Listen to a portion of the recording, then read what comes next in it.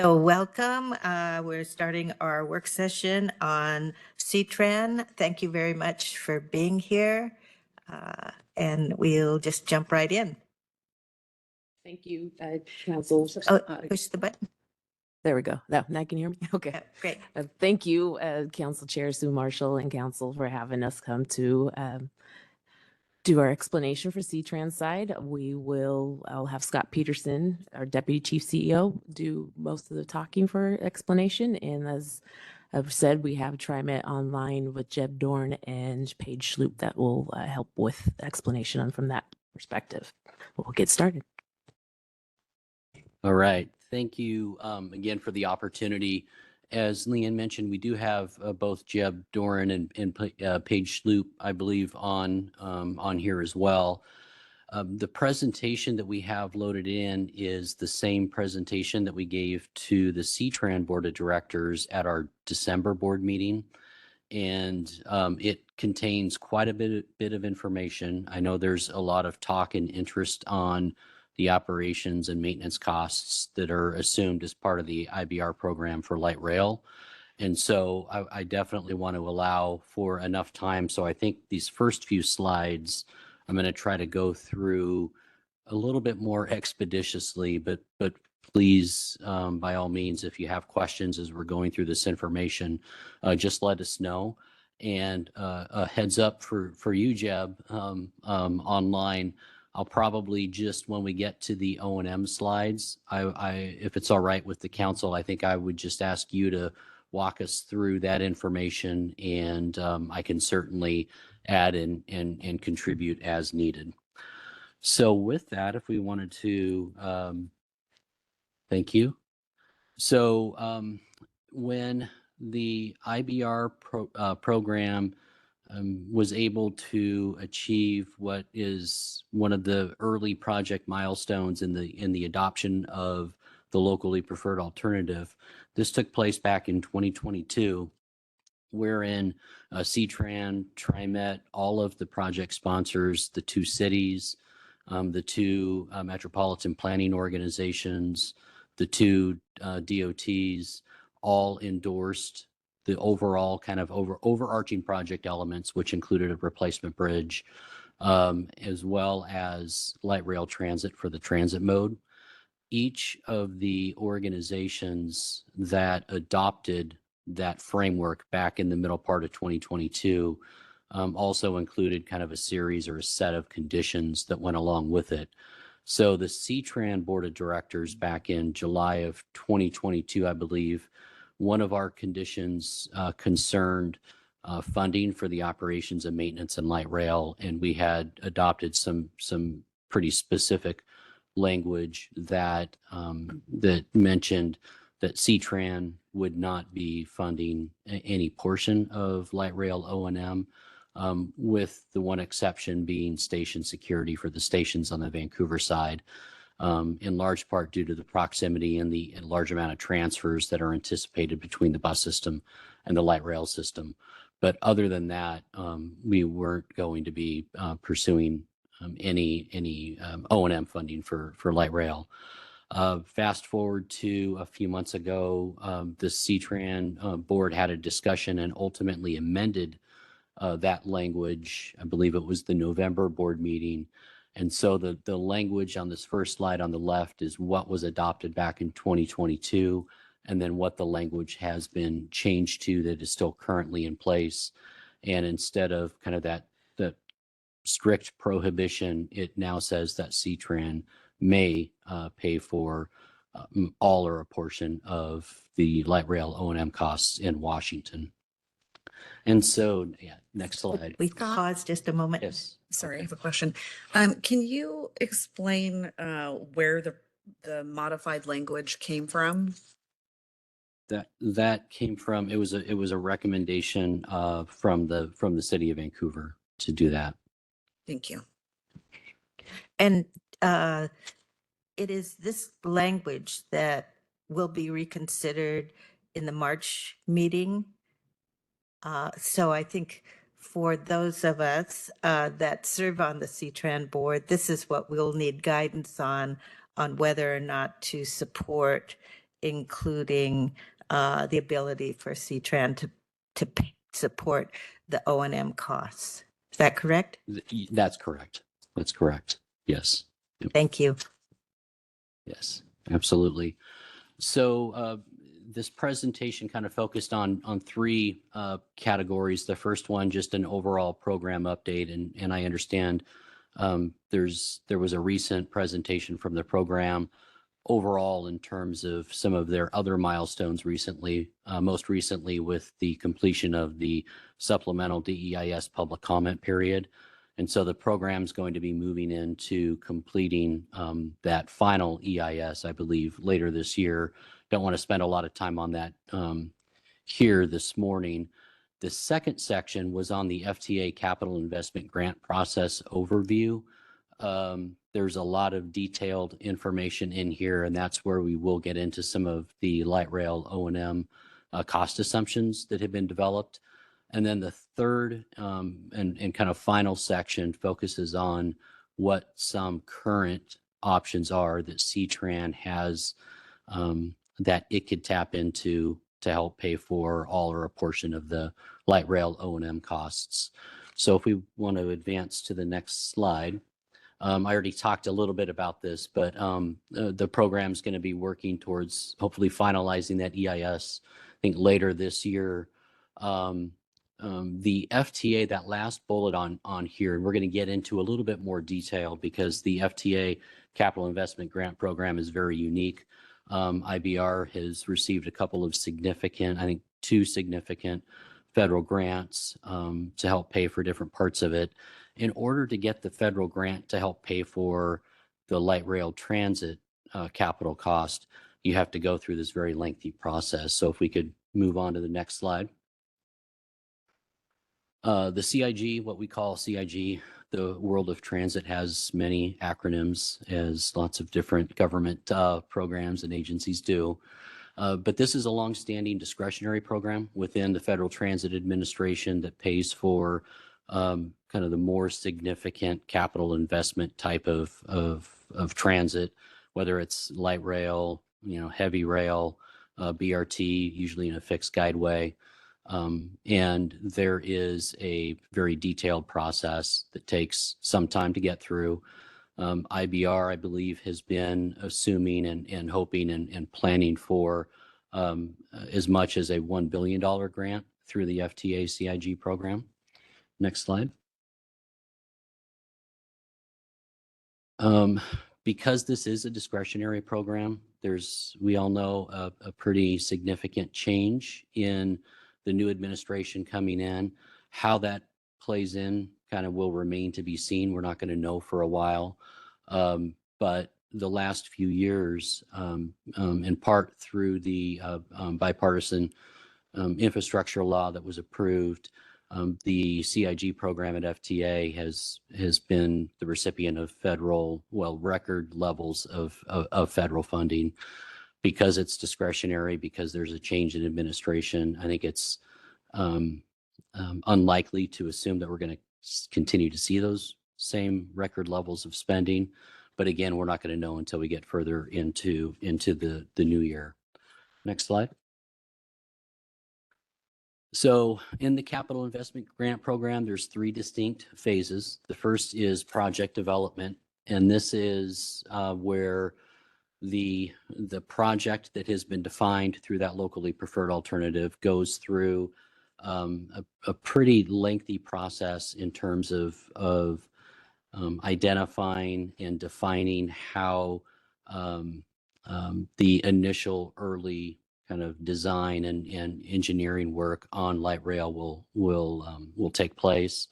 There's multiple agreements that need to be identified, and a lot of this has to do with the FTA evaluating the project readiness, the information, in order for them to be able to give the project a rating. The second phase, provided we are able to get through successfully the first phase, and I should mention that later this year, with project development, you have a 2-year timeline, a 2-year time frame. So that 2-year time frame would expire in September of 2025. Provided the project is able, it would then move into the next phase, which is engineering, and that's where you work all the way up to 100% final design and engineering. And then this is also when the FTA funding commitment will be determined, in part based on how the local funding for operations and maintenance will be covered by the respective agencies, at least in the case of this project. And then, of course, the third phase is moving into actual construction. Next slide. So, as I mentioned, this is a multi-year process that that IBR is engaged in for the transit piece.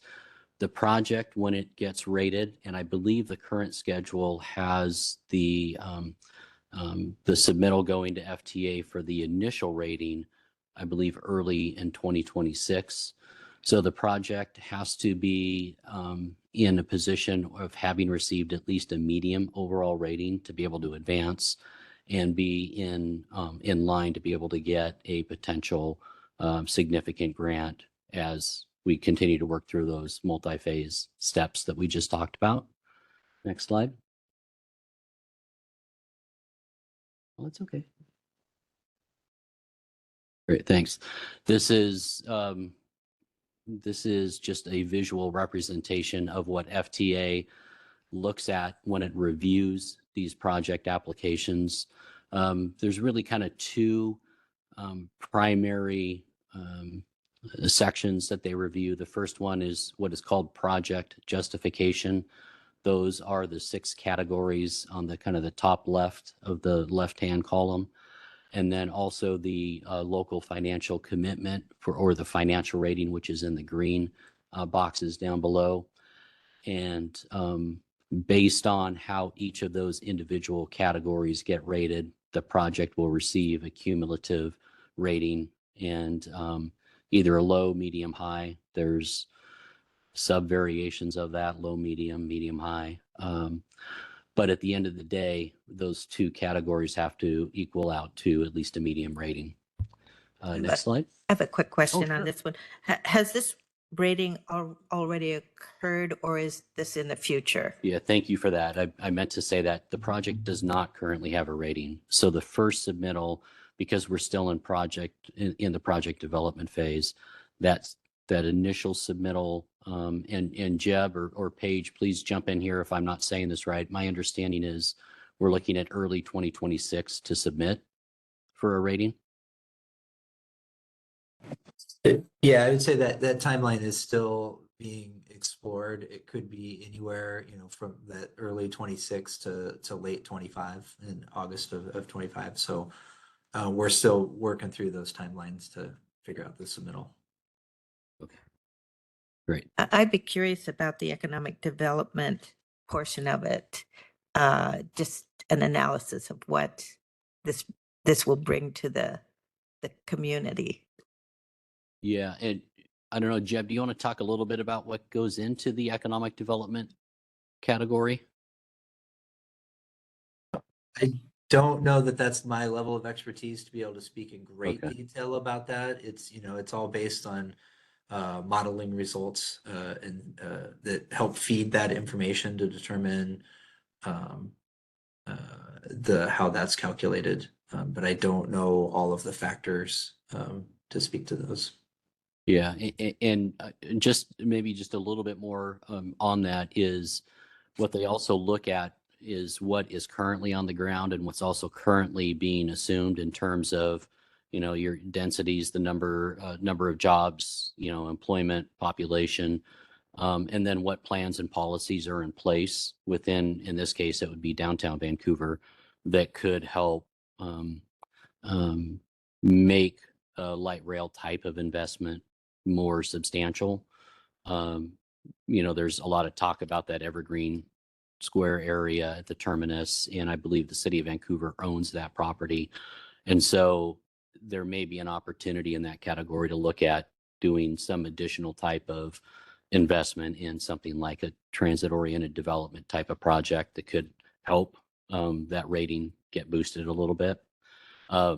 Yeah, but we could, if you'd like, we could try to get some more details about each of the categories, and we can provide that to you. Great. Well, I was just particularly interested related to light rail and economic benefit. And I imagine that's primarily in Vancouver itself. Yes. Yeah. Yes. So more to Or- come. More to come. Yeah. Next slide.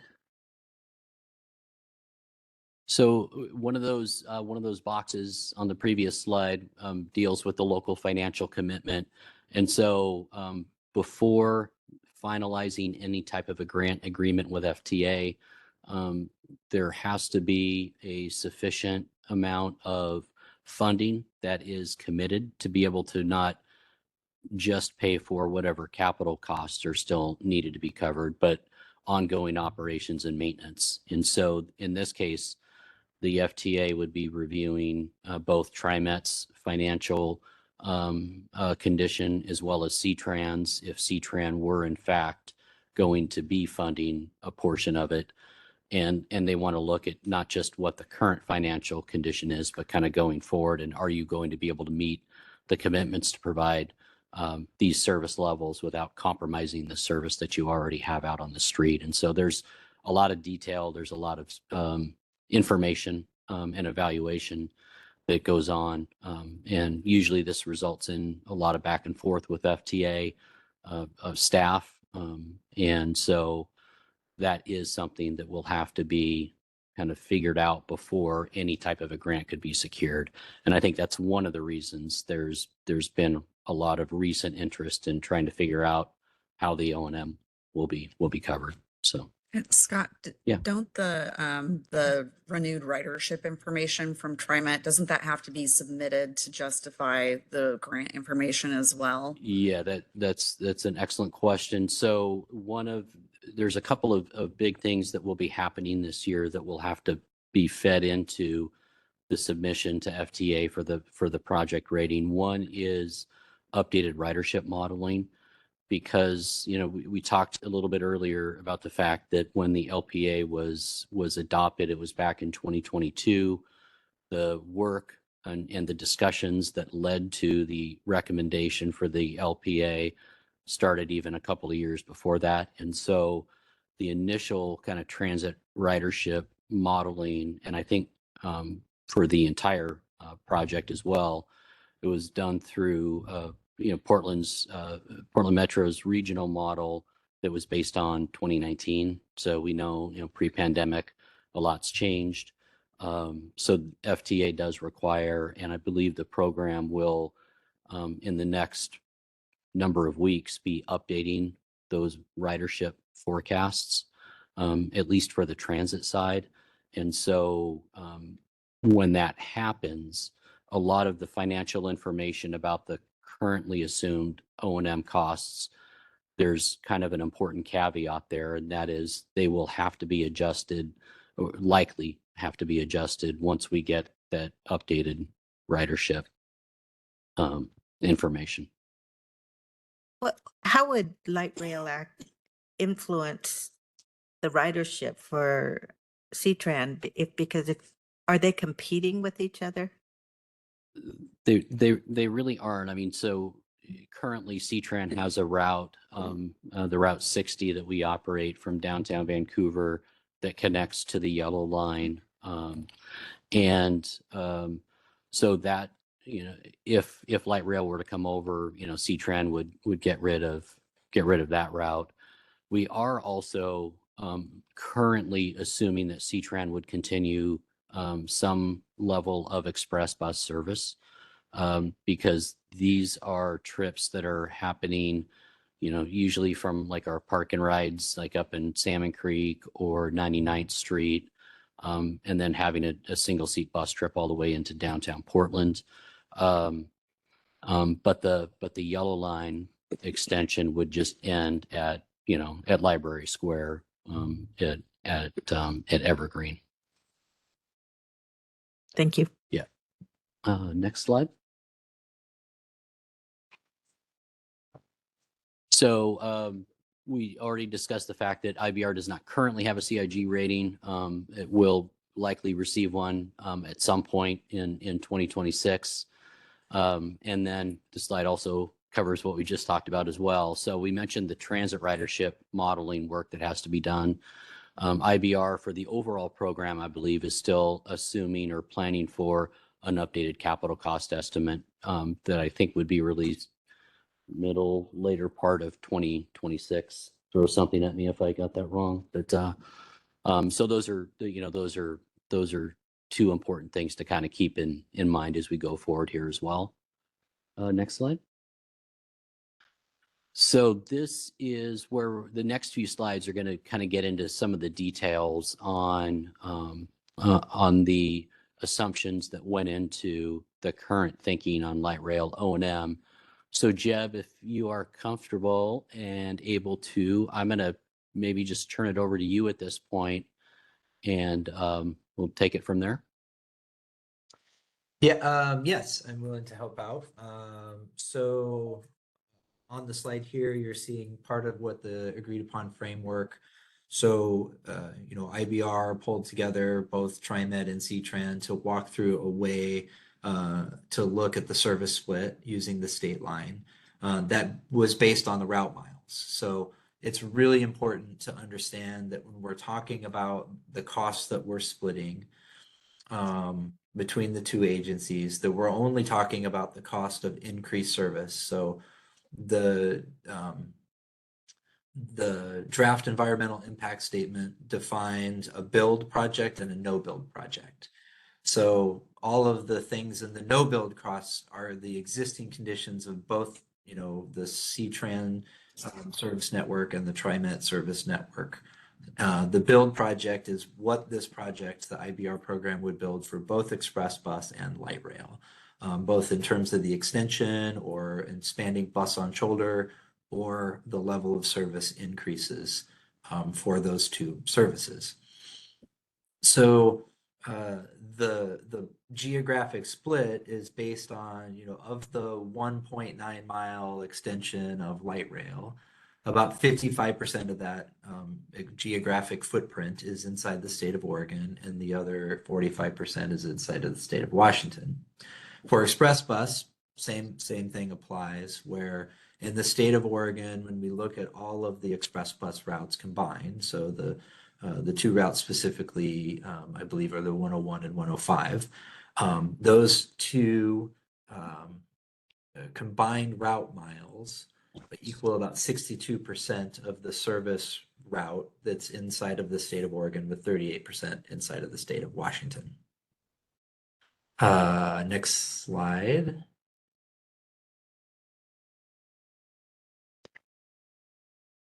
Yeah, so this is just the total cumulative cost. So based on the modified locally preferred alternative, which includes both the TriMet's light rail service and C-Tran's express bus service, and the service increases for both of those. So,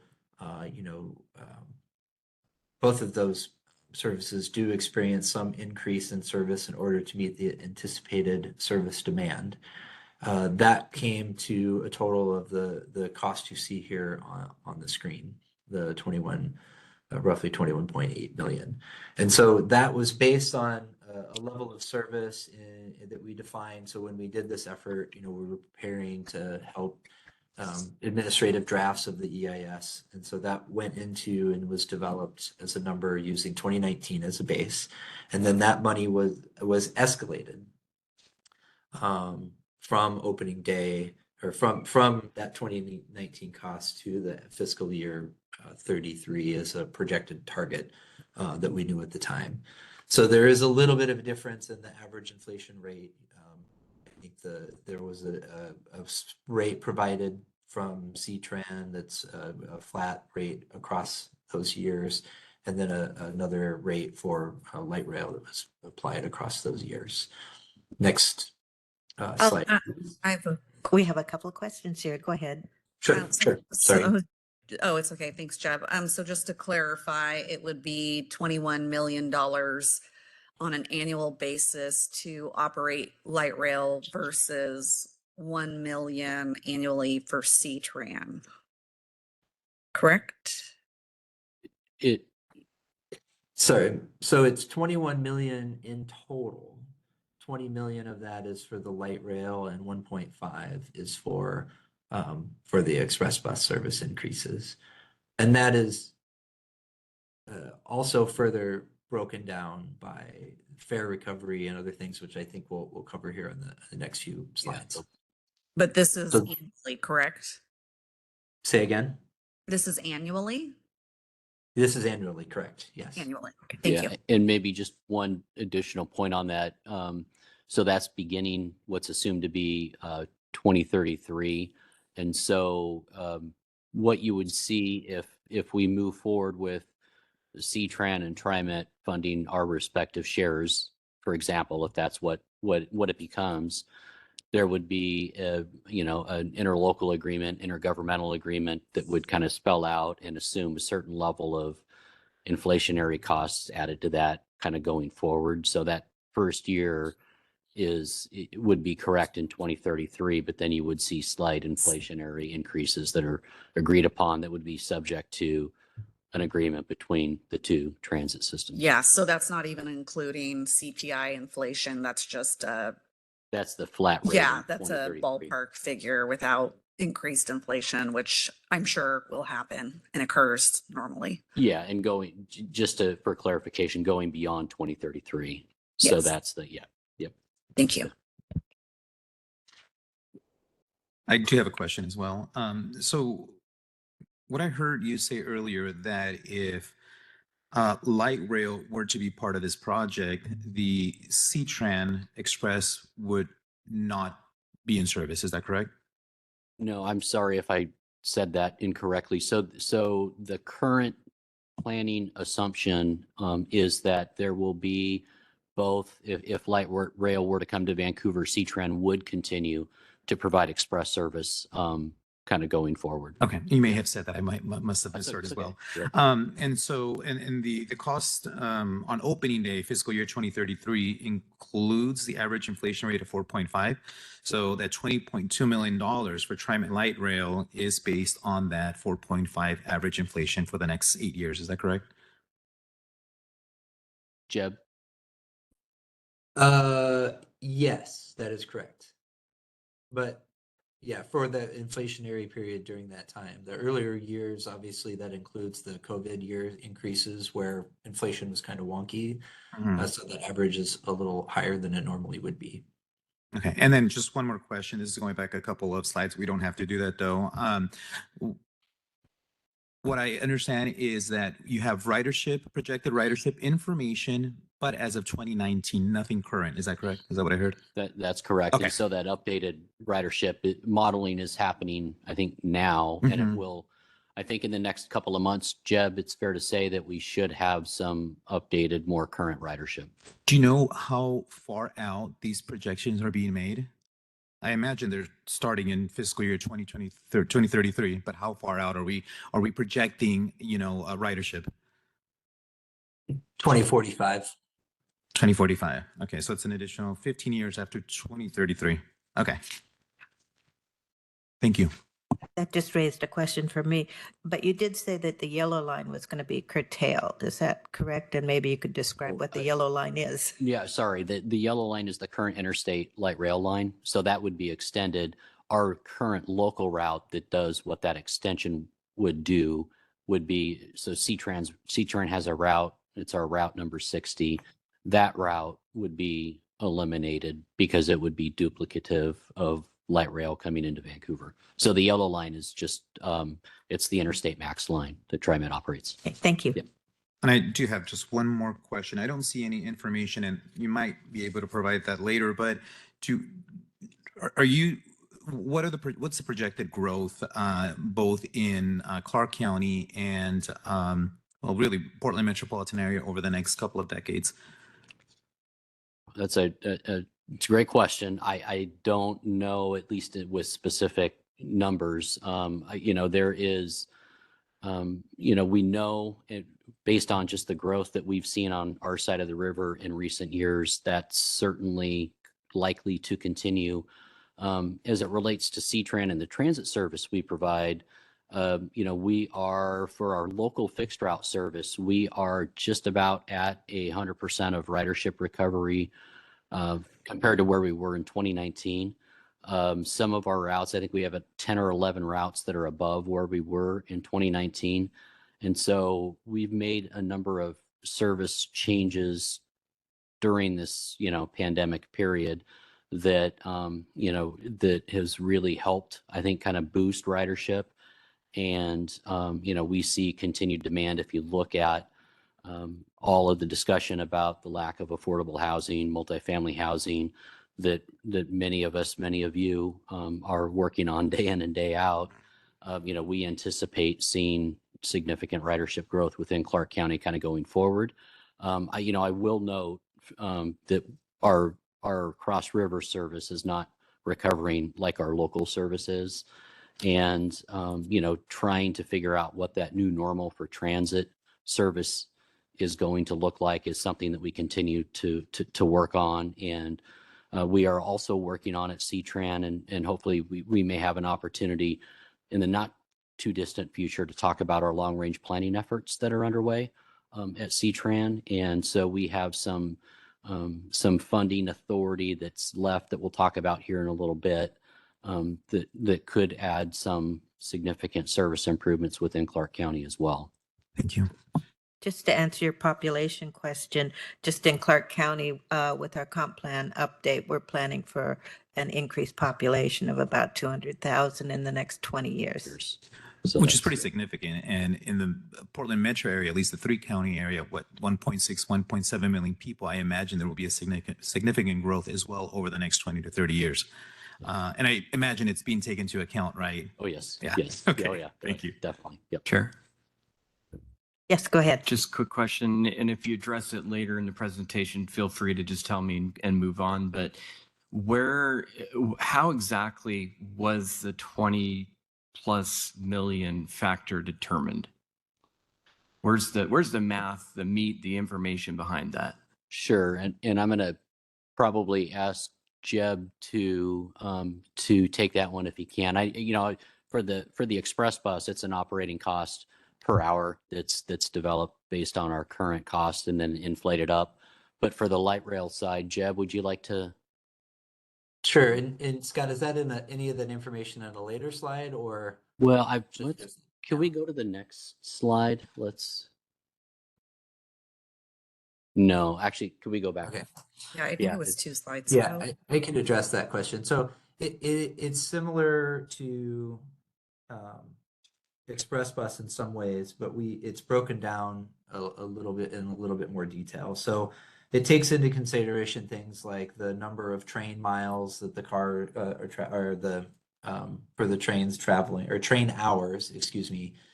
So how much time are those trains traveling and at what frequency? It takes into account the number of car miles, so how many miles are being put on the car for the light rail vehicles. It has route miles, which includes maintaining the system, and it includes station information in there as well. And so that isn't applied from a system-wide perspective where you take the system-wide hourly cost and just apply it to the extension. It actually looks at the conditions of that extension, elevated guideway, number of stations, how many cars you have going back and forth, how far they're traveling, all those categories to say, well, what is the cost of that extension itself based on its conditions? And that helps factor up to create a total system cost. And in some cases, there are things that were not included in there. So, when TriMet is doing their internal costs, they're looking at things like, what does it cost to maintain our system and replace a future asset? None of those costs are included in this. It is only based on that build condition and none of the no build conditions in the existing system.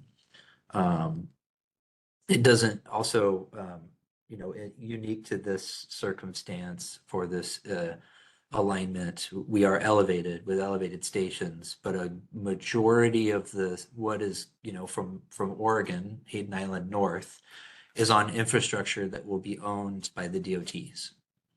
And so that civil infrastructure, the elevated guideway that's running above a travel lane on the highway in Washington, you know, the maintenance and the costs of that is part of what the DOTs would be supporting for the program. So that's not, you know, those costs would be considered differently. Also, as part of the framework discussions in CTRAN, you know, we heard a pretty strong feedback that you know, these stations are within the service district for CTRAN. So therefore, things like safety and security would be part of the roles and responsibilities that CTRAN would look at. And so that's another cost consideration. So as we're breaking all these costs down, you know, that's all part of what we look at when we're considering the framework. Did that answer your question? Yeah, partially. So I would be curious. So if my math is correct, it's coming out to about 11 million a mile. What is the average? I mean, do you guys even measure that? Do you have an average cost per mile for light rail throughout the system? And how does this compare to that average? Yeah, so it's actually across each of those categories I mentioned, the costs for the build scenario is actually less than the system-wide costs, because in the system there's lots of variable conditions, lots of different things that factor into that cost across the system. Again, this is just looking at the conditions for this alignment and saying, okay, based on that service change, what are the costs that are applied to this? And I'm sorry, I don't have the, you know, the specifics for cost per route mile that were applied, you know, because it takes into the account the system-wide cost of what it takes to maintain a route mile of the system, but then again applies it to the conditions specific to this alignment. Okay, I would be interested if you could get that information. I think that would be helpful to see. I think the community right now is, I mean, we've seen it in the newspaper, sticker shock, right? You know, 2 stations, 20 million a year. And, you know, I just would like to see how that compares to the rest of the system. And I know that there are variables specific to this extension that might make it a little bit more expensive than the average, but I would just like some more information on that. Yeah, and I just want to clarify, like, the 20 million a year isn't a per station cost. It's a facility-wide cost for the entire extension. So it doesn't, you know, break down to 10 million a station or 11 million per mile. It doesn't break down in that way. It is based on the entirety of the service. So, you know, the increased frequencies on the extension for both services, as well as the facilities and the route and the track and all the things that go into that.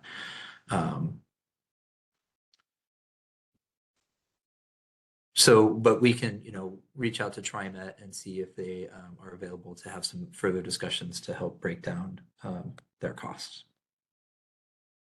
Right. I think this is really an important an issue, and why we wanted to have TriMet here to answer some of these questions, because it does seem like a phenomenal number. And I think the public needs to understand what it means, and as do we. Thank you. Thank you for that feedback.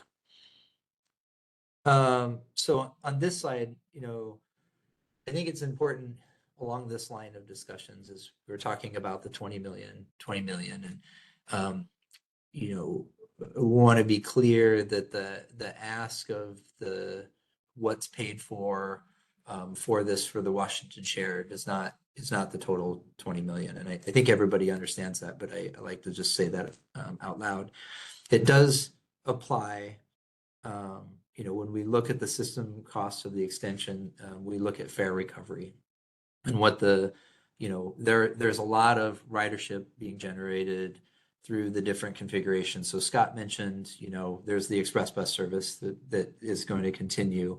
But when we talk about light rail ridership, you know, that it's important to note that a majority of that ridership is actually generated through transfers. So a person leaving their house jumps on the Vine in the morning, travels on the Vine, gets downtown, jumps on the light rail, goes to their destination in Oregon. that's a combined trip. So that is part of what's driving the light rail ridership, but a lot of those riders are on the Vine too. And so we have to look at that fare recovery for those services and apply that to reduce the overall O&M costs. And so when we're talking about this portion of this 21.8 million that we're looking to divide, we're doing that post fare recovery, post applying the fare recovery, which is actually around 16.4 million. So at that point, with that 16.4 million, that's what we're looking at, applying the framework of the 55%, in Oregon and 45% in Washington for light rail, and the 62 Oregon, 38 Washington for express bus, to break those costs down.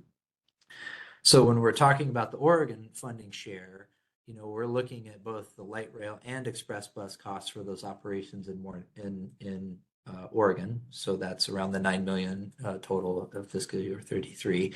And then we're looking at the Washington funding sources, which is the 6.8 million for the light rail for the additional funding.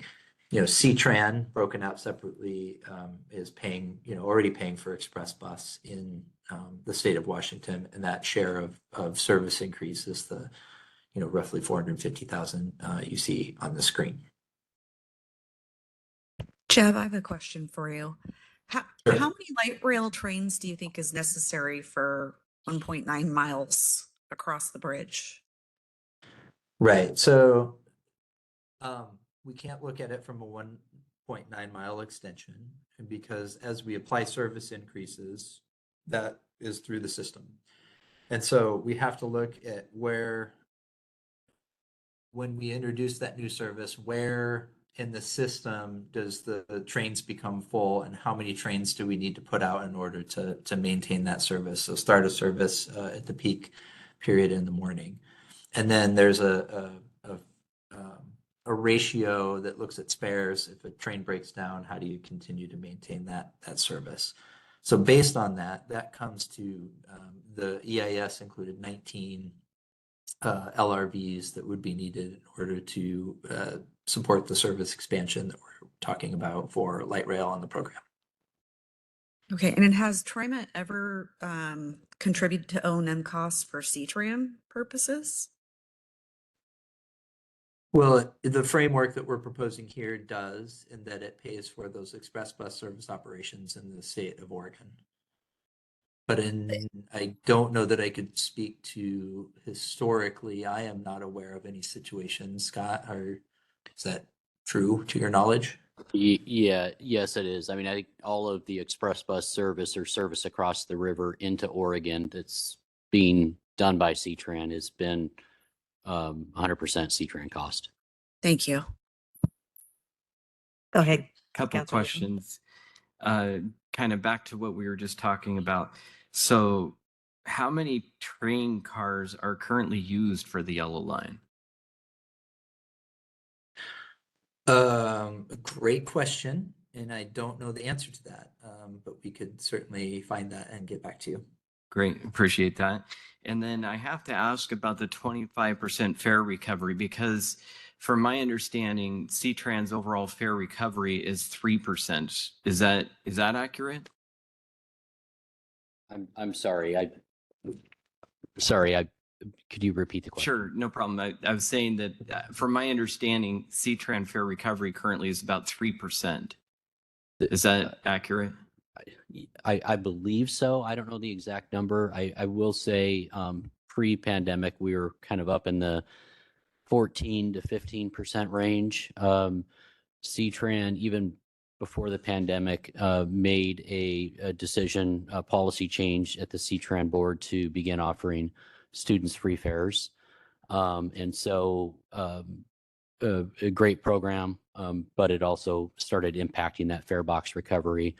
And then through the pandemic, we reduced fares and continued to offer more incentives for people to ride, which also led to a significant decrease in fare box recovery. And the state of Washington recently passed a law that funds all transit systems throughout the state for their youth passes. So we are beginning to see some additional revenue coming back from the state of Washington to cover those lost fares, particularly for student riders, but it doesn't show up in that traditional fare recovery. box recovery. Right, So, understand.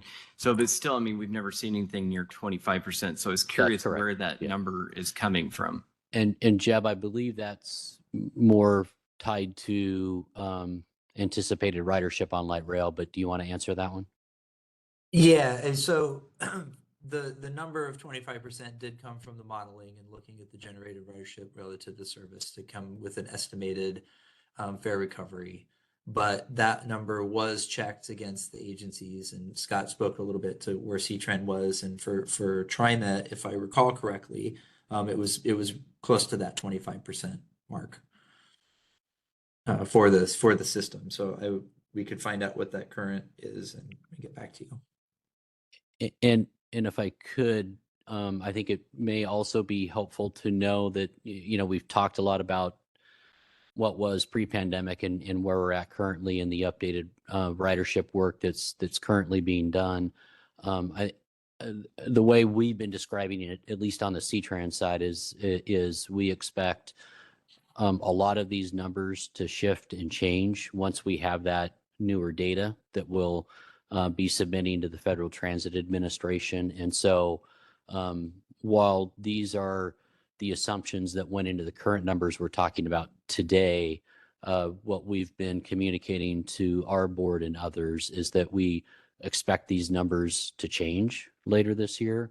And I think even on top of that, because this is a multi-year process with FTA, and Jeb or Paige, feel free to jump in here as well, but there will be annual updates where some of that additional financial information will need to be updated and revised until, you know, the program is kind of finally locked in on what a potential CIG grant could look like. Is that fair to say, Jeb? I would frame it, I wouldn't say annually, but there are 2 points in time where we need to generate a firm number and submit it to the FTA. And so, you know, Scott spoke to the rating that we're looking at, you know, potentially as early as at the end of the year. The other time where we need to do that is at the full funding grant agreement submittal. So when we submit to them, we have another rating that goes into that to confirm that we're still competitive, and the O&M costs are part of what helps determine that rating.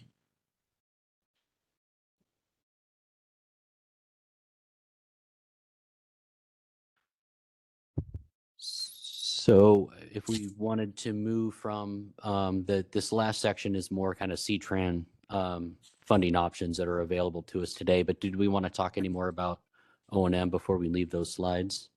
Just one comment. Basically, it seems like it's $1 billion to lay down the tracks and then 21 million annually to maintain light rail, correct?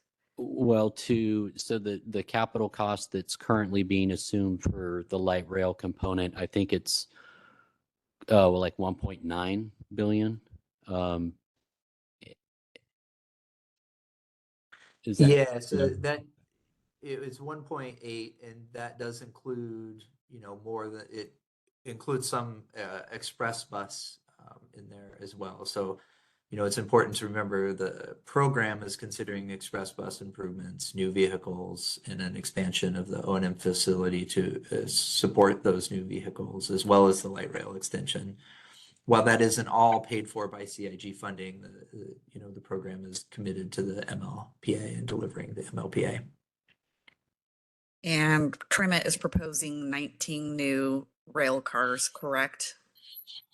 Yeah, based on that level of service that we've defined here, but to Scott's point, when we update the level of service and the modeling information to determine, you know, ridership and other things, we will revisit the number of light rail vehicles to confirm that is still applicable based on that updated level of service and ridership information that we get later this year. And Jeb, that was the 55-45 split. So TriMet would cover 55% and C-Tran would 45% of those costs? Yeah, for the O&M costs, yes, that's Yeah. the geographic split for the light rail. All right, thank you. Just a expanding question on that. So are the 19 cars considered in the operation and maintenance numbers that you're getting, or are those a capital cost that are going to have to be funded in a different way? Yeah, thank you for that question. So the light rail vehicles are part of the capital costs. So they're part of the total cost for the program. So Okay, once part- we so have part the of new the vehicles 1 here, Go ahead. yeah, the 1.8 billion. And then once Okay. those are here and put into operation, we're only looking at the car miles and train hours that are looking at, the operations on that extension of those new vehicles, not of all 19 being in operation in the system, Okay, thank you. or 16 or whatever the number is. All right, next slide. So this last section, wanted to cover just C-Tran, how it's currently funded, just maybe a little bit of a brief history. But RCW Chapter 82, this is dealing with sales and use taxes for public transportation systems in the state of Washington. All transit agencies are publicly funded through various levels of a voter-approved sales tax. So for C-Tran, we currently have the authority under state law to levy up to a 0.9% sales tax, or 9 cents on a $10 purchase.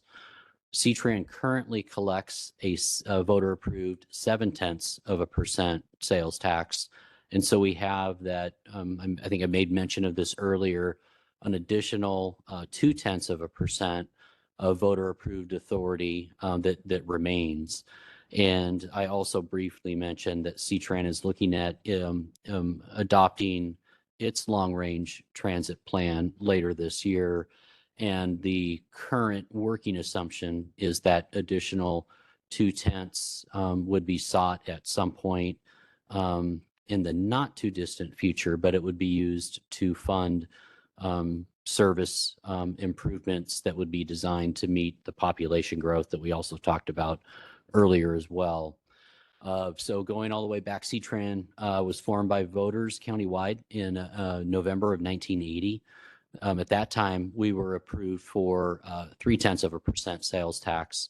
And at that time, we were also truly countywide, as opposed to what we are today, which is the city of Vancouver and, of course, the Vancouver urban growth area, and then the component cities, all of the cities of Camas, Washougal, Richfield, the center, Battleground, and even the town of Yakult. In 2005, voters approved an additional 0.2%, which brought us to 0.5%. I forgot to mention back in 1980, the state of Washington had a dollar-for-dollar match. So that 0.3 that was approved in 1980 really was a 0.6%. Just half of it came from the state, half of it came through local sales tax. That was eliminated when I believe it was 99 or 2000. There was a statewide initiative that eliminated all state match funding. So we went back down to 0.3, 2005, to try to make up and avoid major service reductions. Voters approved a 0.2% in 2005 and an additional 0.2% in 2011, which takes us to where we're at currently. Next slide. I have a question on this. So that additional 2% that you may be going out for voter approval, maybe sooner than later, that is intended for existing services. It would be good, I think, to distinguish between what that 2% would pay for, how much of Yes. it might be light rail, because I think already the voters are alarmed. Yes. And I think why we're here today is that we care a great deal about C-Tran and really think of you as a gem that is providing services here. And I think would like to see that expand in the county. So we don't want that to be jeopardized. So if you could Yes. describe how that might play out. Yeah, and it's an excellent question. And that remaining 2/10 authority that we talked about earlier, that's one of the primary reasons that we had that initial condition as part of our locally preferred alternative back in 2022 for light rail, is that we didn't want to have to look at potentially using any of that additional 2/10 because we do want it for both what we call service preservation, so paying for the service that will be on the street in 2030. And we should also mention that we have 2 additional BRT projects, one along the Highway 99 corridor going all the way up to the WSU Vancouver campus that we'll be breaking ground on in probably a matter of months from now. We're getting close. And then we also have that 4th plane extension going east from Vancouver Mall out to our Fisher's Landing Transit Center down 162nd, 164th. And there's also a few additional other service improvements that we're going to be making at that time. So it's looking right now, based on some of the financial projections that are associated with that long range plan, that probably in 2031, 2032, depending on what sales tax revenues do between now and then, that might be that time frame in which we may need to look to go out to be able to keep that level of service we have on the street at that time, but then also look at making other targeted improvements throughout the system. And so one of the things that our CTRAN board will be taking a closer look at, in fact, we've been talking about doing kind of probably something equivalent to a full day workshop where we really dive into a lot of the work that's gone into the long range plan and what some of those future service improvements could look like. If this conversation about funding light rail O&M could dilute that, I mean, that's one of those trade-offs that the CTRAN board will really have to have a lot of robust discussion about. Thank you. I'll look forward to that all day. Okay, Workshop. that's what I have a follow-up to that. Can you hear Go me? ahead. Yeah, I also want to ask about that 0.2%. So a couple slides back, the CTRAN portion of the light rail would be 442,297.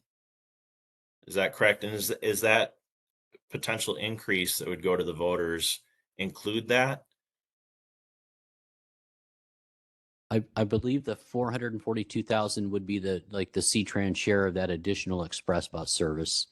And so that could be in part covered. It depends on the funding mechanism that ultimately gets approved, if it does get approved. So I think the simple answer to the question, at least knowing what we know right now, would be likely yes, that we would be able to use some of that new sales tax revenue to pay for our share of the express service. And then potentially, if it is light rail, then our share of light rail as well. I hope. Okay. I'm not sure if I answered. Yeah, well, I'm just sensitive to, we have a lot of priority funding requests to the voters, and also if this goes up to 0.2% more, you'll be maxed out, right? Then and then what's the plans after you're maxed out? I just worried.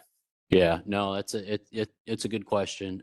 There are, I want to say 2 or 3 other transit systems in the Puget Sound region that when they maxed out at their 9/10, they have received additional state authority to, I believe, increase another 3/10, also voter approval required on that as well.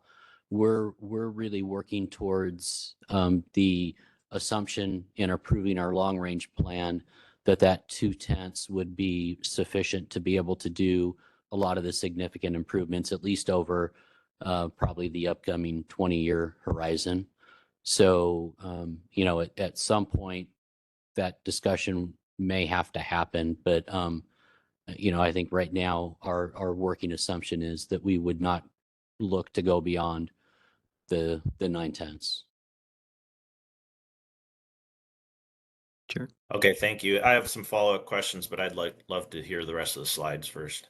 Okay. Just real quickly before we Go move ahead. on this subject, how much does the 0.2%, what is the total dollar amount of that? Yeah, yeah, I'm glad you asked that as well. So right now, based on our sales tax revenues that we're seeing, for every 1/10, we're getting about, I want to say right around 9 million, between 9 and 10 million. Okay, so you're looking at about 20 million. And then what percentage of that would be consumed by the O&M for light rail? Well, if we were to use a portion of it, I would probably say, like really a full 1/10. If you look at long term, being able to respond to the inflation, to be able to respond to how CTRAN would be providing security and other elements for the light rail stations.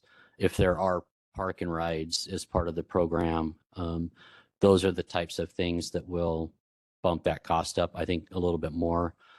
So the way we've been kind of talking about it internally so far is we would probably be looking at dedicating a full 1/10 to Okay. cover the light rail O&M. Right. And so then kind of further along those lines, your long range plan right now currently has in it the use of those 0.2%. So that would significantly change your long term plan. It would. That's correct. And of course, I should also note that the plan has not yet been finalized, but the draft working assumption has been that final 0.2. Okay.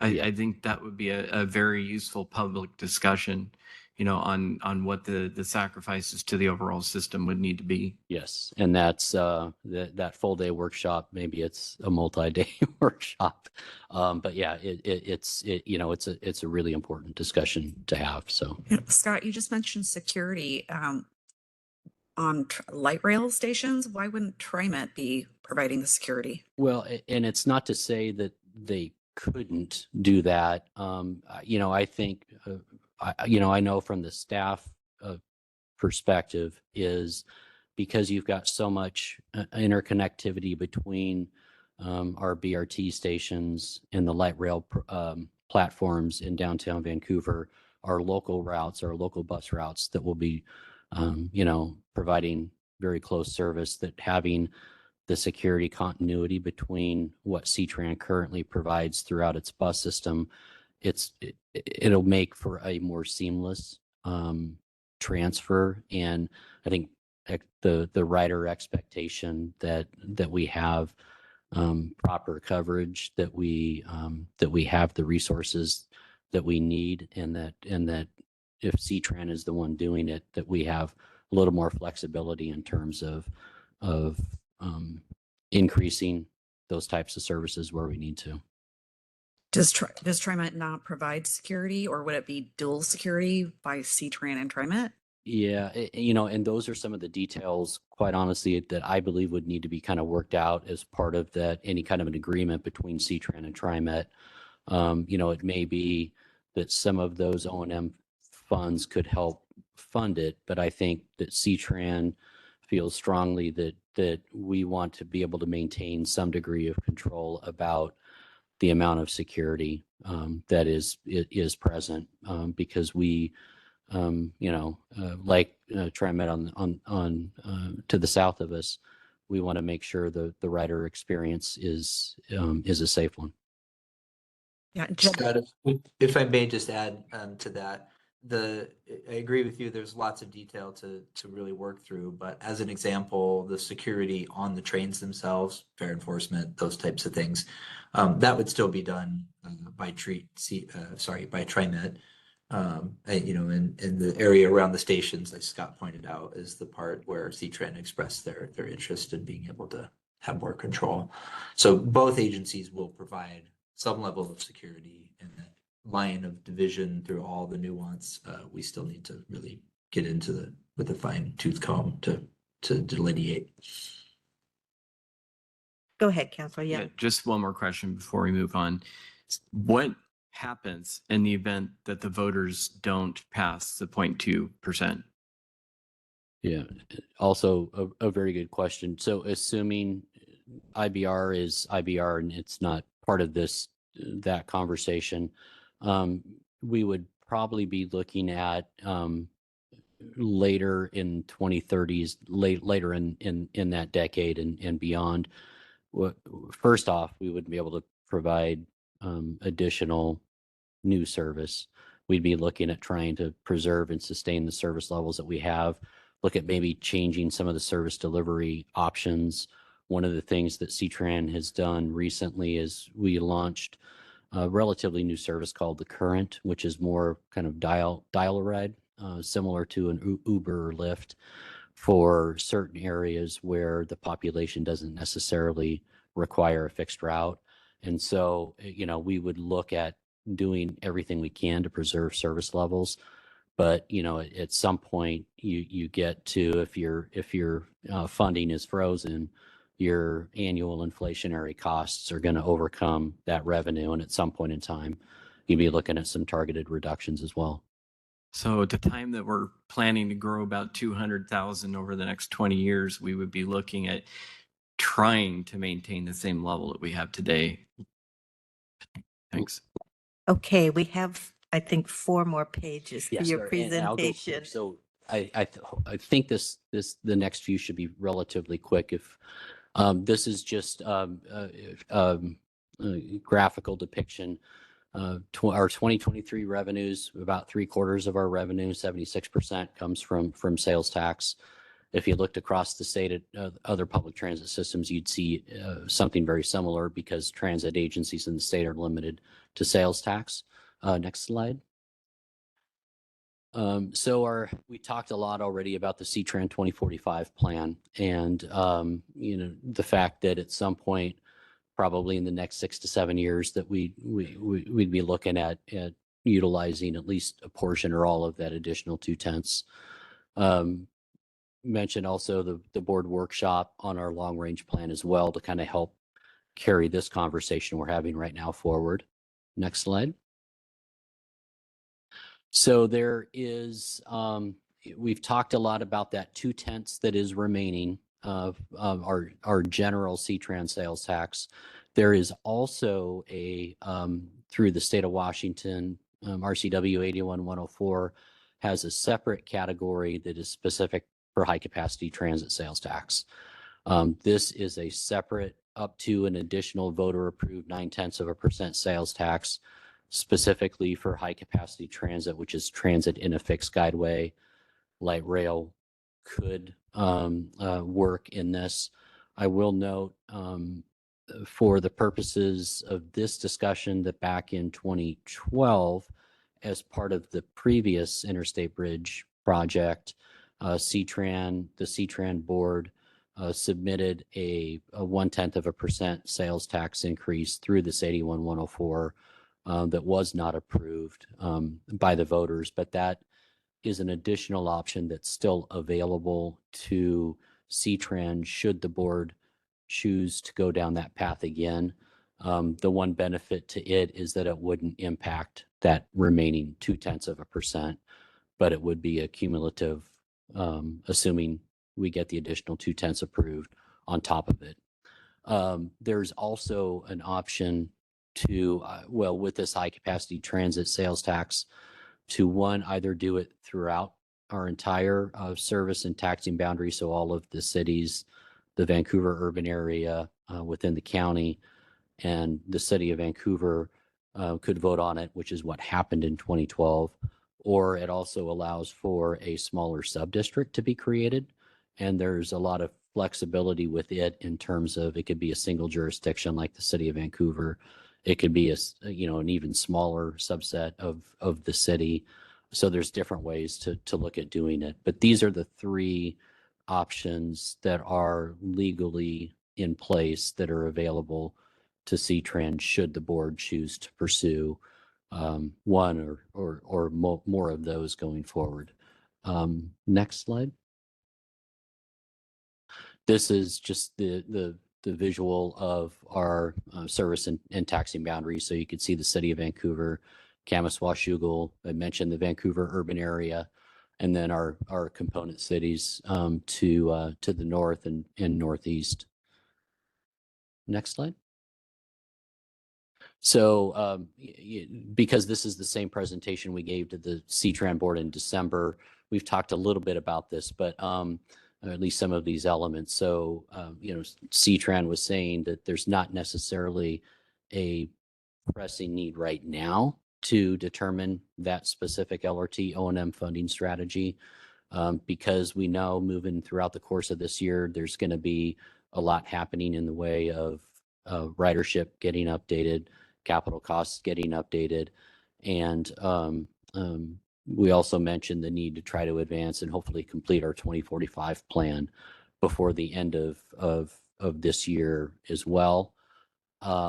We did get direction from the board at the December board meeting to pursue having discussions in Olympia with some of our legislators and others to see if there may be other funding possibilities to fund light rail operations and maintenance in Vancouver outside of those three options that we had on the slide today. So staff is beginning to have some of those conversations, and we'll be coming back, to the board and keeping the board updated at all of our upcoming meetings. We've had a few meetings, but the state, as I'm sure you all know, is in a deficit situation currently right now, pretty significant one, and so there's not been a lot of positive reception about looking for the state to fund this, but we'll continue to have those conversations. So I think that's next slide. Yep. Yeah, Scott, I think mentioned during the C-Tran meeting that the Joint Chair of Transportation, Jay Fay, mentioned that he would prefer that we look into local solutions rather than across the river. That's correct. That's correct. Okay, thank you very much. Councillor Little, I think you were holding some of your Yeah. questions. Would you like to go ahead? Yeah, thank you. As I said, I'm pretty sensitive to the voters, and we do have other priority requests in the future to them for funding, public safety and such. And the voters aren't very favorable on light rail. So I just have a couple high level questions. I'm new, so I just want to go back a little bit. When I understand when you put light rail was decided to be part of the preferred alternative, and that kind of locked it in for decisions on these grants and stuff. I'm just wondering when a final decision is on light rail expected, and then just structurally, will this take up a lane, and will buses or other forms of transportation be able to go on that same lane? So a couple questions there. Yeah, so maybe answering the last question first. There is assumed to be, there will be separate track for light rail, but there will also be a bus on shoulder lane. I believe there's going to be shoulders on both sides of the bridge and on both spans, and so there will be the ability for our express bus to use that bus on shoulder lane. And of course, light rail is in its own fixed guideway. And the current assumption is 3 through lanes with 1 additional auxiliary lane on both spans. And so to go to your earlier question. And sorry, sorry, yeah. if rail was not part of that design, how many lanes would we have for buses and cars? I'm feeling like I would need to defer to IBR on that. Could we? I don't know. Yeah, please come who's- forward.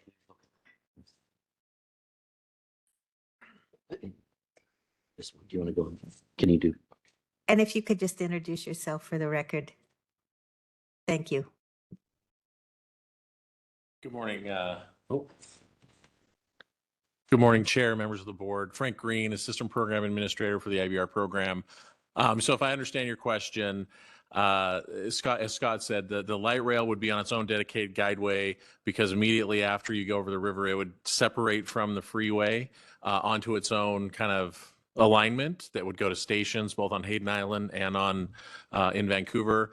And so if you didn't have, for example, the light rail portion of it, the freeway proposed lanes and shoulders would remain the same. We're proposing 3 through lanes in each direction, 1 auxiliary lane in each direction, as well as full shoulders. And as Scott mentioned, the express bus service that was mentioned earlier will operate in a bus on shoulder capacity, working with both ODOT and WashDOT across the bridge through this corridor of investment we're making.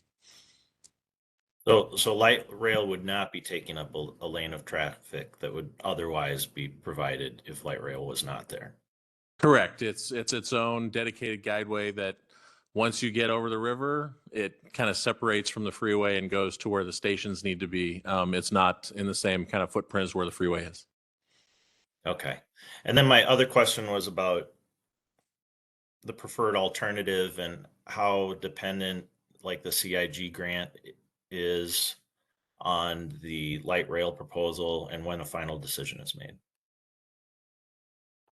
Yeah, so once that LPA was adopted back in 2022, light rail was the identified mode. And so everything that all of the transit work being done through IBR currently to get through project development is based on the assumption it'll be light rail. So if it were to be something else, I think at least at a minimum, there would have to be some additional work done and agreement through the different project partners to look at doing something different. So the $1 billion that is potentially there to fund light rail is, it is directly tied to or linked to light rail. And I don't believe without significant consultation from the federal and our local partners, I think if we were to look at doing something different, it would require probably taking a step or two back, but I don't. Yeah, the one piece I'd add is that agreed upon MLPA defined what we took into our environmental impact statement. So the draft supplemental environmental impact statement includes the modified locally preferred alternative, which has the light rail. The final EIS, that's what the public commented on. The final SEIS will take that MLPA to get a record of decision. And so, like as Scott mentioned, there is the CIG portion. And the competitiveness for CIG, if it's not light rail, I think we would have to consult with FTA and really look into what that would be. But the other 2 grants that we did receive, I do want to highlight the mega grant that we got $600 million for that we've executed with Federal Highways, as well as the Bridge Investment Program grant. Because the modified locally preferred alternative had that multimodal piece, that was a key consideration in those 2 grants. The multimodal aspect was included in those. That made those grants competitive, especially the mega grant, which is a flexible funding grant. And so, right now, I guess I'd answer the question, Councilor, that the LRT decision, I think, was made by this region back with the MLPA proposal in 2022. And revisiting that or changing that would not just potentially modify what the O&M costs that you're talking about today would be, but substantially impact the funding that's already been secured to replace the bridge. Thank you. That's very helpful. Yeah. All right. Are there other questions? Yeah, I have a couple more questions and then a couple comments as well. Actually, I guess it's more comments at this point. But, one of the things that gives me some heartburn on this is, I have been in meeting after meeting where local officials have been asked, how is this being paid for? How is the light rail being paid for? And the answer was consistently, CTRAN will continue to offer its express bus service at CTRAN's cost, and TriMet will continue to operate the light rail portion at their cost. So there's been a narrative out there for years now that would be the case. The environmental impact statement was done before this information was given to the public, and I would imagine that it would have changed the conversation. Many of the conversation or the comments that would be made as part of the environmental impact study. So that gives me a lot of heartburn that it's changing like this on a dime at the last minute, where many major decisions had already been made. I'm really concerned about what happens if the voters say no to a tax increase and what that means to the entire system. We know that public transportation is a big issue of equity. I also am concerned that light rail will largely benefit the downtown district. The further away you get from the downtown, the less benefit you will receive from it. And whether we secure those additional 0.2% or not, what essentially is happening is that investment is going towards the downtown core and not in the outer limits of the city, which I think is critical to increasing ridership. So I think that there has to be a major look at how this is going to impact the system as a whole in the future, because I am all for creating more transit availability.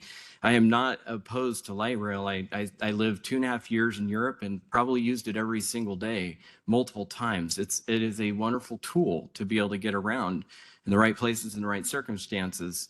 But I think that we really have to look carefully at this and make sure that, essentially extinguishing the capacity that C-Tran has for funding to fund this particular project at the cost of so many other projects that could benefit the system as a whole.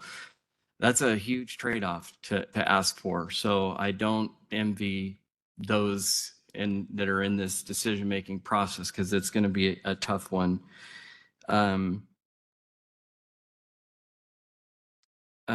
was it. Those are my thoughts and concerns. I have always kind of looked at this as what a great added benefit to the community, and our part is expanding the bus express service. I always thought of it as a great option.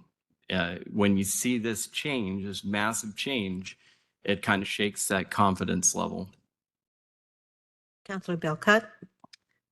Just to piggyback a little bit off that, just going back to the locally preferred alternative, the reasoning for light rail being considered was because we weren't considering the O&M costs of light rail. And with this recent transition with this May language, there was some reconsideration, and now we're discussing it. The C-Tran board is going to further discuss in March. Frankly, it's been shocking, the light rail expense. I think a lot of the C-Tran board members have expressed that publicly in other avenues. I think it's obvious to us as Clark County Council that, it's very expensive, and I would be interested in having C-Tran be the locally preferred alternative. Is there something as we as a council could do to encourage that for consideration? Yeah. So the short answer is yes. There would be if the C-Tran board, given the discussions that we've been having in recent months and will likely have going forward, there will be a point in time, I think later this year, if the FEIS gets approved, where the C-Tran board will have to take the vote on authorizing us to approve or sign the FEIS. If there is, depending on how these conversations unfold, and as staff, we're in a little bit of a delicate situation here, where there's obviously differing opinions on the board, and we're going to carry out whatever mission we're directed to by the board, and that's what we've done and will continue to do. But to answer your question, if there was enough interest on the board to reconsider moving forward with the light rail component of the project, there are things that different jurisdictions on their own could do in communicating that, or there's always the option of working through the C-Tran board to see if something can be done, recognizing that if it's a change from what is currently assumed, there are broader impacts that will need to be kind of fully vetted and discussed as well. So I hope I answered that Yes, adequately. you did. And like the chair mentioned, C-Tran is our jewel. We love C-Tran. I think we're all very passionate on the C-Tran board about C-Tran and all the different things that you all do. I took C-Tran for over a decade downtown Portland and light rail for actually a couple of decades. So I really appreciate C-Tran. They do awesome things. And I was very personally excited about how college students and high school students get free fares because that was not the case when Sure. I was in high school and college. So I appreciate that. Councillor Fuentes? I'm a big supporter of light rail. In fact, I lived within a couple blocks from a MAX station, and although I've always had a car, I utilize it pretty frequently. However, the cost is concerning, right? Because at the end of the day, it's voters who have to pay for this, right? And so my question is, first of all, currently, is there a dedicated express line for express buses? A dedicated lane for Yeah. express, but no, there's not. We're in. So these They're express buses general. aren't really express buses because they're stuck in the same traffic as everybody else, correct? Correct. Right. Correct. Now, when the bridge gets built, there will be a shoulder lane that will be dedicated for the express line, correct? Correct. Will that extend beyond the end of the bridge on the 5? So currently the plans, I-5 investments are about 5 miles of the corridor. And so, we would be able to have that shoulder through that 5 miles. Once you get further south, the shoulders maybe aren't as wide. So it would get to where you have to get back in the through lanes. Currently, there is an agreement, at least along I-5, and I know on SR-14 to use shoulder. But on I-5, for example, you can't get much further south than I think Evergreen when you start to have to get back over because the shoulder starts to get too narrow. There's no shoulders on the bridge, Yeah. for example.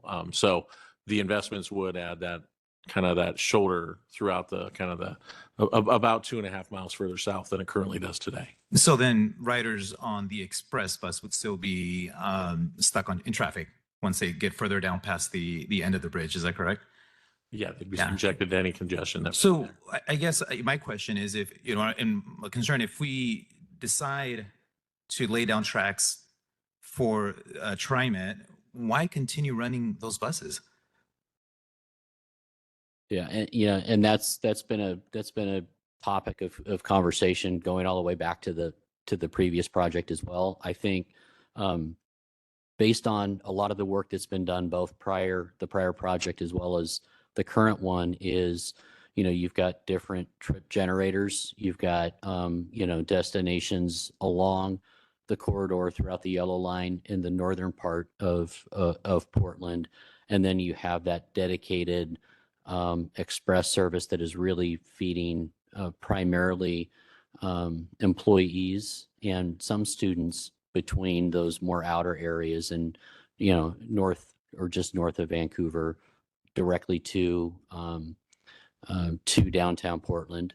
So for those riders, they would have to be able to kind of access the yellow line. So they may be taking a bus from Hazeldale or Salmon Creek, and then they have to transfer to the rail versus having that single seat trip, which is something that we've heard kind of loud and clear from our riders over the years, that they don't want to lose that single seat trip between different parts of Vancouver to downtown Portland.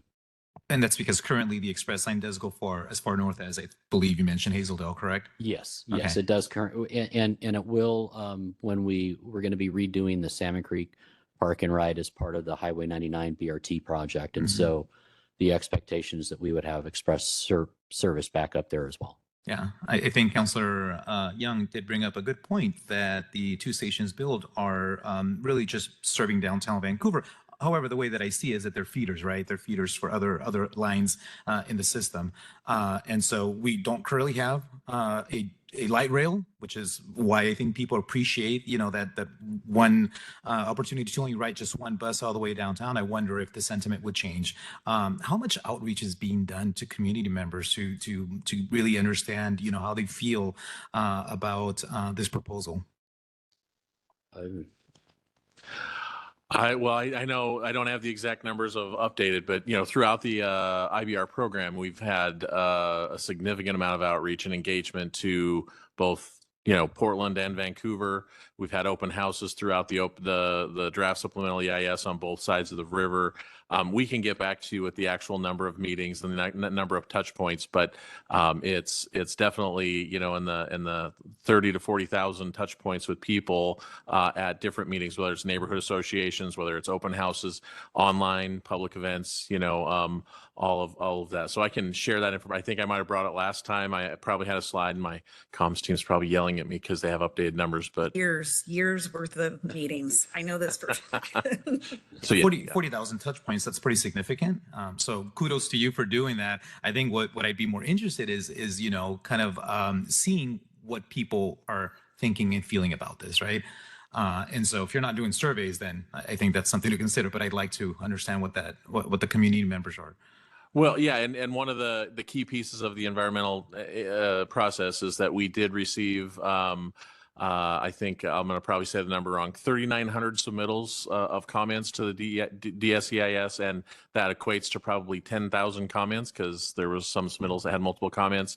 A number of those are on preference about some of the options that were studied, such as light rail or other things. And so we're feverishly working right now to categorize those and summarize those so that we can provide exactly kind of that. What did we hear during the comment period about the certain elements of the program? I know it's probably something that'll take us into a little bit of spring this year to be able to share that information with boards, councils. Our legislators are very interested in that. So we'll be summarizing that as well as being able to provide that to like this council and to other boards as well. Great, thank you. And just to wrap this up, we really are grateful for this thorough briefing. We've got 2 new counselors, and it's as time goes on, it gets more and more complicated. But the decision at hand for the CTRAN board at our, I guess, March meeting will be whether or not we'll be reconsidering the permissive language that CTRAN would be providing operations and maintenance. And I think that's the feedback that would be helpful for Councillor Belcott and I to have, as far as whether or not this council would be supportive of going back to the original language and not the permissive language, just related to operation and maintenance of the bi-state transit system. And would that, and let me just ask you this, would that jeopardize, do you see that as jeopardizing any funding or grants if we went back to the original language? I don't believe it would. And I noted, I think on a couple of the slides earlier that this isn't a question that we have to answer immediately as we go through the project development phases and move into engineering. There will be, the point in time in which we have to have some kind of funding committed is before you sign that full funding grant agreement, and that's at least a few years away. Yeah, and I guess I'd maybe slightly disagree with Scott. I think that if the language is shifted, then it does put into the question where are the funds coming for elements that I think right now is being determined as the Washington funds are paying only for light rail service, but there are elements of this program that the Washington side of the river should be responsible for, as it was kind of described when the question was, what's in the $20 million number? This is on a bridge that's over the river. In Washington, it comes down off the bridge to an elevated station at Waterfront, and then it continues on a bridge till it gets to Evergreen, where there's a station. All of the costs to inspect and maintain those bridges, they're Washington state-owned bridges. So the $20 million that we mentioned are funds that are going to be needed to make sure that we're inspecting and that we're maintaining that infrastructure. It's not just the rail, it's not just the trains, it's not just the operators of the trains or the electrical part of it. There's elements that I know, like as Scott said, are a part of the $20 million estimate that the Washington side of the river should be responsible. If we want to, within the city of Vancouver, if there's a park and ride, for example, if we're going to operate and maintain that park and ride, that's in that estimated number, the station area maintenance. So I think, I guess the question I'd come back to is, if the CTRAN board changes, is that just saying we don't want to participate in the funding? Or does that start to say we don't support light rail, which I think is the important question for I guess the council here and the council of CTRAN to recognize. If it's seen as not supporting light rail, I think it would potentially at the federal level put into jeopardy some of the funding, the $2.1 billion of funding that we've received. And I think as a region, we need to think about what does bringing 2.1 or $3.1 billion worth of federal funding to the region mean to the economics of the whole region, both Clark County, the whole metro region, because that's jobs, that's opportunities for the next 10 to 15 years while construction's going on. So yeah, I understand the question about, what might that mean? But I think the importance of this discussion is what is the portion that Washington should be paying for? Because there are elements that Washington employees that are employed either by WashDOT, CTRAN, or some of the agencies, City of Vancouver, will be operating and maintaining as part of this system. And how do we make sure we don't impact the bridge? That language existed since 2022. That has not impacted any of the grants that the IBR has received. Just last week, the City of Vancouver received another $30 million grant for the IBR program. So that's not saying that we're not being good partners in Washington for the IBR program. It's just talking about the O&M portion of light rail in particular. Yeah, Michelle, if you could pull up, there you go. There's the language. So this just recently changed in November. So it's Correct. if And it- it's if- May, it's consideration yeah. with the So May. if council supports the two councilors going back to C trying to go back to the original language, it shouldn't impact anything because it was already in place prior to. I will November. mention that this has been a question at the federal level on this program since that language was adopted, because it looks as though one of the transit partners does not support, even though they adopted the MLPA, they don't necessarily support all of the transit elements of the MLPA. So that's what I was getting to, is if you change it, the change actually is seen for the CIG process as a benefit, because as we try to get that $1 billion for the CIG process, this is opening up that there will be committed transit O&M dollars. The reversal of that, even though, as Scott said, may not be needed for, we don't have to fully lock in when the committed funds are till we go for the full funding grant agreement, but that could have a long-term impact on that CIG grant we're trying to. And that goes back to my other comment earlier. Why should we be spending O&M or dedicating O&M costs to TriMet when they have never given CTRAN a dime? Okay, it may be Councilor.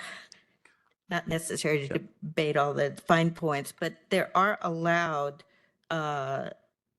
some costs in the previous language that were co-located station maintenance, security, other operational support items may be considered by CTRAN. But to your question that maybe there's additional items that specifically need to be spelled out. And then as far as timing, I think the strategic planning for the next 20 years, that's an important component for CTRAN to have and the board to understand what our needs are and our desires and how this then fits into that, and if that's going to occur this year, if it's just, we take a pause on this until that's accomplished, I think it would be better inform everything. Well, it will go to the ballot if this passes. So then us as a council will be asked about it. Right. There'll be other points that we can weigh in. So thank you very much. I guess if there's any input from my fellow counselors to guide our decision at the next CTRAN meeting. Council Little has his hand raised. Yeah, can you see that? Oh, yes. Thank you. Go ahead. Sorry. Yeah, so I understand that there's larger implications of this language. Just dollar wise, I'm trying to get understanding is, are we talking about the CTRAN share on the slide on O&M that covered the 400,000 plus? And then if so, I assume changing the language back to the original would affect the Washington funding source share of 6.8. And what is the breakdown of that? Where are those sources coming from? Just so I'm understanding the whole picture here. So I think for the 6.8 million, and it might, oh, thank you. So if I understand your question correctly, Counselor, it is the Washington funding source, the 6.8 would be the Washington share for light rail only. And then the C-Trans share, the 442 is for Express Bus. So the total amount that C-Tran or Washington would be responsible to cover in this scenario would be the seven, well, I guess it's 7.3 million. And we don't have we don't have currently an identified source that we're looking at. We have those three options that that we reviewed in those last few slides. But outside of that, I know there are conversations that are happening about what other potential funding options could cover Washington share. But at the end of the day, in that 0.1% sales tax scenario we talked about earlier, that would probably be adequate to cover both the 6.8 and the 442,000. Does that, I don't know if that helps or. Okay, yeah, it helps me. Thank you.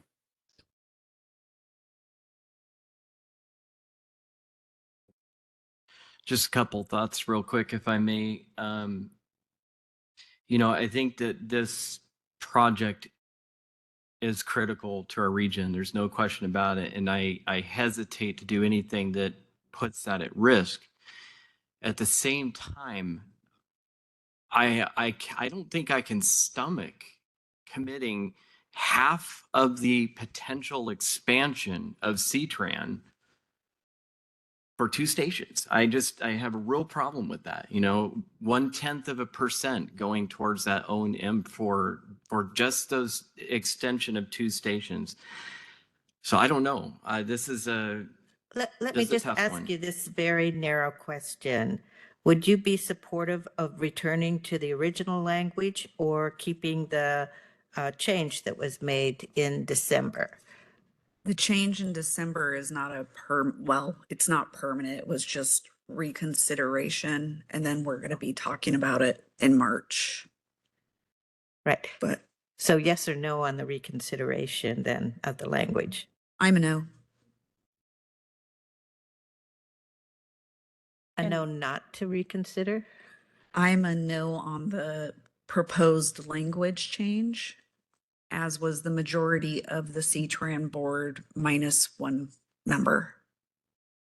So that would be to go back to the original language. Yes, Chair. Okay, so anyone else supportive of going back to the original language?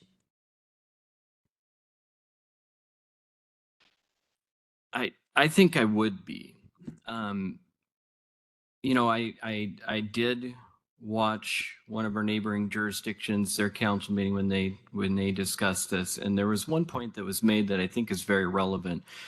We're in negotiation, quite frankly.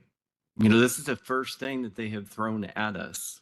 This is what they're saying. I haven't seen anything to solidify the numbers that they are requesting for. I think